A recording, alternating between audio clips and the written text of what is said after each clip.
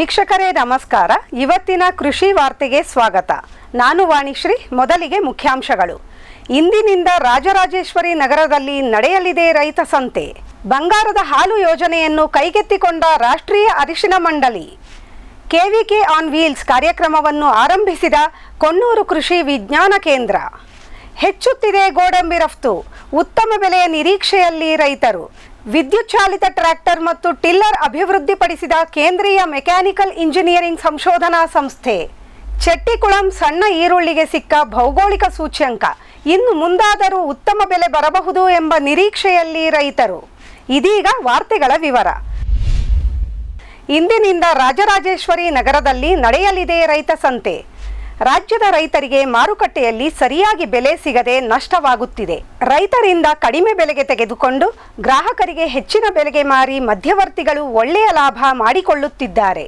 ಇದನ್ನು ತಪ್ಪಿಸಲು ರೈತರಿಗೆ ಹೆಚ್ಚಿನ ಲಾಭ ಆಗುವಂತೆ ಮಾಡಲು ಕರ್ನಾಟಕ ರಾಜ್ಯ ರೈತ ಸಂಘ ಹೊಸ ಉಪಾಯವನ್ನು ಮಾಡಿದೆ.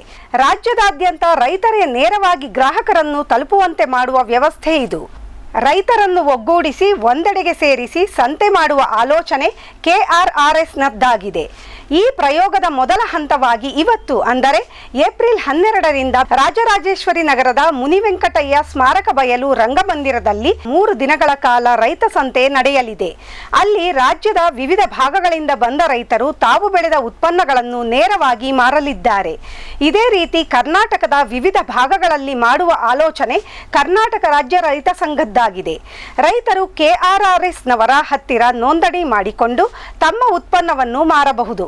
ಸದ್ಯಕ್ಕೆ ಮೊದಲು ಬಂದ 100 ರೈತರಿಗೆ ಮಾತ್ರ ಅವಕಾಶ. ಆದರೆ ಮುಂದೆ ಇದನ್ನು ದೊಡ್ಡ ಮಟ್ಟದಲ್ಲಿ ಮಾಡುವ ಗುರಿಯನ್ನು ಕರ್ನಾಟಕ ರಾಜ್ಯ ರೈತ ಸಂಘ ಹೊಂದಿದೆ. ಬಂಗಾರದ ಹಾಲು ಯೋಜನೆಯನ್ನು ಕೈಗೆತ್ತಿಕೊಂಡ ರಾಷ್ಟ್ರೀಯ ಅರಿಶಿನ ಮಂಡಳಿ.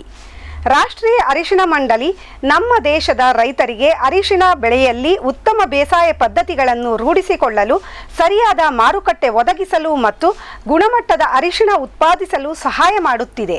ಆಂಧ್ರ ಪ್ರದೇಶದ ರಾಜಮಹೇಂದ್ರವರಂನಲ್ಲಿ ನಿನ್ನೆ ಅರಿಶಿನ ಮಂಡಳಿಯವರು ರೈತರ ಸಮಾವೇಶವನ್ನು ಹಮ್ಮಿಕೊಂಡಿದ್ದರು. ಈ ಸಂದರ್ಭದಲ್ಲಿ ಅರಿಶಿನ ಬೇಸಾಯ, ತಳಿಗಳು, ಸಂಸ್ಕರಣೆ ಮತ್ತು ರಫ್ತಿನ ಬಗ್ಗೆ ಹಲವಾರು ವಿಷಯಗಳನ್ನು ತಿಳಿಸಲಾಯಿತು. ಸದ್ಯಕ್ಕೆ ಭಾರತ 1,876 ಕೋಟಿ ರೂಪಾಯಿ ಮೌಲ್ಯದ ಅರಿಶಿಣವನ್ನು ವಿದೇಶಕ್ಕೆ ರಫ್ತು ಮಾಡುತ್ತದೆ. ಇದನ್ನು 2030ರ ಒಳಗೆ 5,000 ಕೋಟಿ ರೂಪಾಯಿಗೆ ಏರಿಸುವ ಗುರಿಯನ್ನು ರಾಷ್ಟ್ರೀಯ ಅರಿಶಿಣ ಮಂಡಳಿ ಹೊಂದಿದೆ. ಈ ಸಂದರ್ಭದಲ್ಲಿ ರೈತರನ್ನು ಉದ್ದೇಶಿಸಿ ಮಾತನಾಡಿದ ನ್ಯಾಷನಲ್ ಟರ್ಮರಿಕ್ ಬೋರ್ಡ್ನ ನಿರ್ದೇಶಕರಾದ ಡಾಕ್ಟರ್ ಪಿ ಗಂಗಾರೆಡ್ಡಿ ಅವರು, ರೈತರು ಉತ್ಪಾದನೆಯ ಜೊತೆಗೆ ಗುಣಮಟ್ಟವನ್ನು ಹೆಚ್ಚಿಸುವ ಬಗ್ಗೆ ಗಮನ ಹರಿಸಬೇಕು. ಉತ್ತಮ ಇಳುವರಿ ಕೊಡುವ ಹೆಚ್ಚಿನ ಕುರ್ಕ್ಯುಮಿನ್ ಅಂಶವನ್ನು ಹೊಂದಿರುವ ಅರಿಶಿಣದ ತಳಿಗಳನ್ನು ಅಭಿವೃದ್ಧಿ ಮಾಡಲಾಗಿದೆ. ರೈತರು ಅದನ್ನು ಬೆಳೆಯಬೇಕು ಎಂದರು. ಸದ್ಯಕ್ಕೆ ಭಾರತದಲ್ಲಿ ಅರಿಶಿಣದ ಮೌಲ್ಯವರ್ಧನೆ ಬಗ್ಗೆ ಹೆಚ್ಚಿನ ಗಮನ ಹರಿಸಲಾಗುತ್ತಿದೆ. ಅದಕ್ಕಾಗಿ ಇನ್ನು ಮುಂದೆ ರೈಲ್ವೆ ಮತ್ತು ವಿಮಾನಗಳಲ್ಲಿ ಅರಿಶಿಣ ಬೆರೆಸಿದ ಹಾಲನ್ನು ಮಾರಲಾಗುತ್ತದೆ. ಇದರ ಸಾಧ್ಯತೆಯ ಬಗ್ಗೆ, ಮಾರುಕಟ್ಟೆ ಬಗ್ಗೆ ಅತಿ ಶೀಘ್ರವಾಗಿ ಅಧ್ಯಯನ ನಡೆಸಿ ಬಂಗಾರದ ಹಾಲು ಯೋಜನೆಯನ್ನು ಆದಷ್ಟು ಬೇಗ ಆರಂಭಿಸಲಾಗುವುದು ಎಂದು ಅರಿಶಿನ ಮಂಡಳಿ ತಿಳಿಸಿದೆ. ಕೆವಿಕೆ ಆನ್ ವೀಲ್ಸ್ ಕಾರ್ಯಕ್ರಮವನ್ನು ಆರಂಭಿಸಿದ ಕೊಣ್ಣೂರು ಕೃಷಿ ವಿಜ್ಞಾನ ಕೇಂದ್ರ. ಸಂಶೋಧನೆಗಳನ್ನು ರೈತರ ಬಳಿ ತಲುಪಿಸಲು ಕೊಣ್ಣೂರು ಕೃಷಿ ವಿಜ್ಞಾನ ಕೇಂದ್ರ ನೂತನ ವಿಧಾನವೊಂದನ್ನು ಕಂಡುಹಿಡಿದುಕೊಂಡಿದೆ. ಅದರಂತೆ ಕೆವಿಕೆ ಆನ್ ವೀಲ್ಸ್ ಕಾರ್ಯಕ್ರಮವನ್ನು ಆರಂಭಿಸಲಾಗಿದೆ.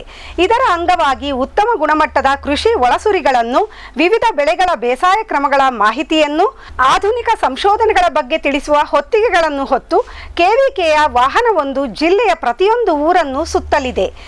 ರೈತರು ತಮಗೆ ಬೇಕಾದ ಬಿತ್ತನೆ ಬೀಜ, ಜೈವಿಕ ಮತ್ತು ರಾಸಾಯನಿಕ ಗೊಬ್ಬರ, ರೋಗ ಕೀಟನಾಶಕ, ಸೂಕ್ಷ್ಮ ಪೋಷಕಾಂಶಗಳನ್ನು ಅಲ್ಲಿಂದಲೇ ಖರೀದಿಸಬಹುದಾಗಿದೆ. ಇನ್ನು ವಾಹನದೊಳಗೆ ಪ್ರತಿಯೊಂದು ಬೆಳೆಯ ಮತ್ತು ನೂತನ ಸಂಶೋಧನೆಗಳ ಬಗ್ಗೆ ಮಾಹಿತಿ ನೀಡುವ ಪುಸ್ತಕಗಳಿರಲಿವೆ. ರೈತರು ಅವನ್ನು ಉಚಿತವಾಗಿ ತೆಗೆದುಕೊಂಡು ತಮಗೆ ಬೇಕಾದ ಮಾಹಿತಿಯನ್ನು ಪಡೆದುಕೊಳ್ಳಬಹುದಾಗಿದೆ. ಪ್ರಯೋಗಶಾಲೆಗಳಲ್ಲಿ ಆಗುವ ಸಂಶೋಧನೆಗಳು ರೈತರ ಹೊಲವನ್ನು ತಲುಪಲು ಈ ಯೋಜನೆಯನ್ನು ಆರಂಭಿಸಲಾಗಿದೆ. ಇದರ ಲಾಭವನ್ನು ರೈತರು ಯಾವ ರೀತಿ ಪಡೆದುಕೊಳ್ಳುತ್ತಿದ್ದಾರೆ ಎಂಬುದರ ಮೇಲೆ ಕೆವಿಕೆಯ ಗಾಡಿಯಲ್ಲಿ ರೈತರ ಸಮಸ್ಯೆಗೆ ಉತ್ತರ ಕೊಡುವ ಸೇವೆ, ಹೆಚ್ಚಿನ ವಾಹನಗಳನ್ನು ಮಾಡುವ ಸಾಧ್ಯತೆಗಳ ಬಗ್ಗೆ ಯೋಚಿಸುತ್ತೇವೆ ಎಂದು ಕೃಷಿ ವಿಜ್ಞಾನ ಕೇಂದ್ರದ ವಿಜ್ಞಾನಿಗಳು ತಿಳಿಸಿದ್ದಾರೆ. ಹೆಚ್ಚುತ್ತಿದೆ ಗೋಡಂಬಿ ರಫ್ತು. ಉತ್ತಮ ಬೆಲೆಯ ನಿರೀಕ್ಷೆಯಲ್ಲಿ ರೈತರು. 2025ರ ಮೊದಲ 3 ತಿಂಗಳಲ್ಲಿ ಯುರೋಪ್ನಲ್ಲಿ ಗೋಡಂಬಿಗೆ ಹೆಚ್ಚಿನ ಬೇಡಿಕೆ ಬಂದಿದೆ. 2024ರ ಜನವರಿ, ಫೆಬ್ರವರಿ ಮತ್ತು ಮಾರ್ಚ್ನಲ್ಲಿ ಯುರೋಪ್ ಒಕ್ಕೂಟ $212 ಮಿಲಿಯನ್ ಮೌಲ್ಯದ 37,054 ಟನ್ ಗೋಡಂಬಿಯನ್ನು ಆಮದು ಮಾಡಿಕೊಂಡಿತ್ತು. 2025ರಲ್ಲಿ ಈಗಾಗಲೇ $300 ಮಿಲಿಯನ್ ಮೌಲ್ಯದ 42,850 ಟನ್ ಗೇರು ಬೀಜವನ್ನು ತರಿಸಿಕೊಂಡಿದೆ. ವಿಯೆಟ್ನಾಂ ಒಟ್ಟಾರೆ ರಫ್ತಿನಲ್ಲಿ 72% ಪಾಲನ್ನು ಹೊಂದಿದೆ. ಭಾರತ ಸಹ ಈ ಬೆಳವಣಿಗೆಯ ಲಾಭವನ್ನು ಪಡೆದುಕೊಂಡಿದ್ದು, ಹಿಂದಿನ ವರ್ಷಕ್ಕೆ ಹೋಲಿಸಿದರೆ ರಫ್ತು 16% ಹೆಚ್ಚಾಗಿದೆ. ಅಮೆರಿಕ ಜಗತ್ತಿನಲ್ಲಿಯೇ ಅತಿ ಹೆಚ್ಚು ಗೋಡಂಬಿಯನ್ನು ಆಮದು ಮಾಡಿಕೊಳ್ಳುವ ದೇಶ. ವಿಯೆಟ್ನಾಂ ಅಲ್ಲಿಯೂ ಸಹ ತನ್ನ ಸಾರ್ವಭೌಮಿಕೆಯನ್ನು ಮೆರೆಯುತ್ತಿತ್ತು. ಆದರೆ ಸದ್ಯಕ್ಕೆ ಅಮೆರಿಕ ಆ ದೇಶದ ಮೇಲೆ 46% ಆಮದು ಸುಂಕ ವಿಧಿಸಿದೆ. ಇದರ ನೇರ ಲಾಭ ಭಾರತದ ಮೇಲಾಗಲಿದೆ. ಗೋಡಂಬಿಯ ರಫ್ತು ಮುಂಬರಲಿರುವ ದಿನಗಳಲ್ಲಿ ಇನ್ನಷ್ಟು ಹೆಚ್ಚಲಿದೆ ಎಂದು ತಜ್ಞರು ಅಭಿಪ್ರಾಯಪಟ್ಟಿದ್ದಾರೆ. ಅಮೆರಿಕ ಮತ್ತು ಯುರೋಪ್ನಲ್ಲಿ ಹೆಚ್ಚುತ್ತಿರುವ ಬೇಡಿಕೆಯಿಂದ ಬೆಲೆ ಹೆಚ್ಚಾಗಲಿದೆ ಎಂಬ ಆಶಾಭಾವನೆಯಲ್ಲಿ ನಮ್ಮ ರೈತರಿದ್ದಾರೆ. ಇದೀಗ ಒಂದು ವಾಣಿಜ್ಯ ವಿರಾಮ. ಗಿಳಿ, ನವಿಲು, ಕಾಗೆ, ಮೈನಾ ಮುಂತಾದ ಹಕ್ಕಿಗಳ ಉಪಟಳ ಹಣ್ಣು, ಕಾಡು, ಧಾನ್ಯದ ಬೆಳೆಗಳಲ್ಲಿ ಮಿತಿ ಮೀರಿದೆ. ತಮಟೆ, ಪಟಾಕಿ, ಕೂಗು, ರಿಬ್ಬನ್ ಇದೀಗ ಕೆಲಸ ಮಾಡುತ್ತಿಲ್ಲ. ಹಕ್ಕಿ ಬೆದರಿಸಿ ಓಡಿಸಲು ಬಂದಿರುವ ವೈಜ್ಞಾನಿಕ ಉಪಾಯ ಗ್ರಸ್ ಇಕೋ ಸೈನ್ಸಸ್ನವರ ಜೈವಿಕ ಧ್ವನಿ ತಂತ್ರಜ್ಞಾನ. ಅತ್ಯಲ್ಪ ಖರ್ಚಿನಲ್ಲಿ ಸುಸ್ಥಿರ ಪರಿಹಾರ, ದೀರ್ಘಕಾಲ ಪರಿಣಾಮಕಾರಿ. ದಾಳಿಂಬೆ, ಸೀಬೆ, ಮಾವು, ಚಿಕ್ಕು ಇತ್ಯಾದಿಗಳನ್ನು ಪ್ರಾಣಿ ಪಕ್ಷಿಗಳಿಂದ ರಕ್ಷಿಸಿಕೊಳ್ಳಿ. Grass eco sciences. ಬ್ಯಾರಿಕ್ centre pheromone ಟ್ರಾಪ್ಸ್ನೊಂದಿಗೆ ರೇನೋಸಾರಸ್ ದುಂಬಿ ಮತ್ತು ಕೆಂಪು ಮೂತಿ ಹುಳುಗಳಿಂದ ತೆಂಗು, ತಾಳೆ, ಅಡಿಕೆ ಮರಗಳ ಸಂರಕ್ಷಣೆ. ತರಕಾರಿ ಮತ್ತು ಹಣ್ಣಿನ ಬೆಳೆಗಳಲ್ಲಿ ಹಣ್ಣಿನ ನೊಣಗಳ ನಿಯಂತ್ರಣಕ್ಕೆ ಬ್ಯಾರಿಕ್ ಸ್ಕ್ಯಾಚ್ ಫ್ರೂಟ್ ಫ್ಲೈ ಹಾಗೂ ವೆಜಿಟೇಬಲ್ ಫ್ಲೈ ಟ್ರ್ಯಾಪ್. ರಸ ಹೀರುವ ಕೀಟಗಳನ್ನು ಹಿಡಿಯಲು ಬಣ್ಣದ ಕ್ರೋಮ್ಯಾಟಿಕ್ ಸ್ಟಿಕ್ಕಿ ಟ್ರ್ಯಾಪ್ಸ್. ಪೇಟೆಂಟ್ ಹೊಂದಿದ ತಂತ್ರಜ್ಞಾನ, ದೀರ್ಘಕಾಲದವರೆಗೂ ಬಾಳಿಕೆ. ಕೀಟನಾಶಕಗಳಿಗೆ ಪರ್ಯಾಯ, ಪರಿಸರಕ್ಕೆ ಪೂರಕ. ಸುಸ್ಥಿರ ಸಾವಯವ ಕೃಷಿಗಾಗಿ ಬ್ಯಾರಿಕ್ಸ್. ಮಂಗ, ಹಂದಿ, ಕಾಡೆಮ್ಮೆ, ಜಿಂಕೆ, ಆನೆ ಮುಂತಾದ ವನ್ಯ ಪ್ರಾಣಿಗಳ ಕಾಟದಿಂದ ಬೇಸತ್ತಿದ್ದೀರಾ? ಚಿಂತಿಸಬೇಡಿ. ಗ್ರಸ್ ಇಕೋ ಸೈನ್ಸಸ್ ನವರ ಜೈವಿಕ ಧ್ವನಿ ತಂತ್ರಜ್ಞಾನ ನಿಮ್ಮ ನೆರವಿಗಿದೆ. ಕಾಫಿ, ಕೋಕೋ, ತೆಂಗು, ಅಡಿಕೆ, ದಾಳಿಂಬೆ, ಬಾಳೆ, ಹೂ, ಹಣ್ಣು, ತರಕಾರಿ, ಭತ್ತ, ಕಬ್ಬು ಬೆಳೆ ಸಂರಕ್ಷಿಸಿ. ಅಂತಾರಾಷ್ಟ್ರೀಯ ತಂತ್ರಜ್ಞಾನ, ಕೈಗೆಟುಕುವ ಬೆಲೆ. ಏರ್ಪೋರ್ಟ್ ಅಳವಡಿಸಿದ ತಂತ್ರಜ್ಞಾನ ಈಗ ನಿಮ್ಮ ತೋಟ ರಕ್ಷಣೆಗೆ ಗ್ರಾಸ್ ಎಕೋ ಸೈನ್ಸಸ್. ವಿರಾಮದ ನಂತರ ಮತ್ತೊಮ್ಮೆ ಕೃಷಿ ವಾರ್ತೆಗೆ ಸ್ವಾಗತ. ವಿದ್ಯುತ್ ಚಾಲಿತ ಟ್ರ್ಯಾಕ್ಟರ್ ಮತ್ತು ಟಿಲ್ಲರ್ ಅಭಿವೃದ್ಧಿಪಡಿಸಿದ ಕೇಂದ್ರೀಯ ಮೆಕ್ಯಾನಿಕಲ್ ಇಂಜಿನಿಯರಿಂಗ್ ಸಂಶೋಧನಾ ಸಂಸ್ಥೆ. ಕೃಷಿಯಲ್ಲೂ ಸಹ ಮಾಲಿನ್ಯ ರಹಿತ ಹಸಿರು ಇಂಧನ ಚಾಲಿತ ಉಪಕರಣಗಳನ್ನು ಅಭಿವೃದ್ಧಿ ಮಾಡಬೇಕು ಎನ್ನುವ ಬೇಡಿಕೆ ಹೆಚ್ಚುತ್ತಿದೆ. ಬೆಂಗಳೂರಿನ ಕೃಷಿ ವಿಶ್ವವಿದ್ಯಾಲಯದ ವಿಜ್ಞಾನಿಗಳು ವಿದ್ಯುತ್ ಚಾಲಿತ ಟ್ರ್ಯಾಕ್ಟರ್ ಅನ್ನು ಅಭಿವೃದ್ಧಿಪಡಿಸಿದ್ದರು. ಇದೀಗ ಪಶ್ಚಿಮ ಬಂಗಾಳದ ದುರ್ಗಾಪುರದಲ್ಲಿರುವ ಕೇಂದ್ರೀಯ ಮೆಕ್ಯಾನಿಕಲ್ ಇಂಜಿನಿಯರಿಂಗ್ ಸಂಶೋಧನಾ ಸಂಸ್ಥೆಯವರು ವಿದ್ಯುತ್ ಚಾಲಿತ ಟ್ರ್ಯಾಕ್ಟರ್ ಮತ್ತು ಟಿಲ್ಲರ್ ಅನ್ನು ಅಭಿವೃದ್ಧಿಪಡಿಸಿದ್ದಾರೆ. ಡೀಸೆಲ್ ಚಾಲಿತ ಯಂತ್ರಗಳ ಕಾರ್ಯಕ್ಷಮತೆಯನ್ನು ಹೊಂದಿರುವ ಈ ಟ್ರ್ಯಾಕ್ಟರ್ ಮತ್ತು ಟಿಲ್ಲರ್ಗಳು ರೈತರ ನಡುವೆ ಜನಪ್ರಿಯವಾಗಲಿವೆ ಎನ್ನಲಾಗಿದೆ. ಸಣ್ಣ ಮತ್ತು ಮಧ್ಯಮ ಹಿಡುವಳಿದಾರರು ಸಹ ಕೊಂಡುಕೊಳ್ಳುವಷ್ಟು ಅಗ್ಗವಾದ ಇವು ಅತ್ಯುತ್ತಮ ಶಕ್ತಿಯನ್ನು ಹೊಂದಿವೆ. ಬ್ಯಾಟರಿಯನ್ನು ಚಾರ್ಜ್ ಮಾಡಿ ಇವುಗಳನ್ನು ಬಳಸಬಹುದಾಗಿದ್ದು, ರೈತರ ಶ್ರಮ, ಸಮಯ ಮತ್ತು ಹಣವನ್ನು ಉಳಿಸಲು ಸಹಾಯ ಮಾಡಲಿವೆ. ಚೆಟ್ಟಿಕುಳಂ ಸಣ್ಣ ಈರುಳ್ಳಿಗೆ ಸಿಕ್ಕ ಭೌಗೋಳಿಕ ಸೂಚ್ಯಂಕ. ಇನ್ನು ಮುಂದಾದರೂ ಉತ್ತಮ ಬೆಲೆ ಬರಬಹುದು ಎಂಬ ನಿರೀಕ್ಷೆಯಲ್ಲಿ ರೈತರು.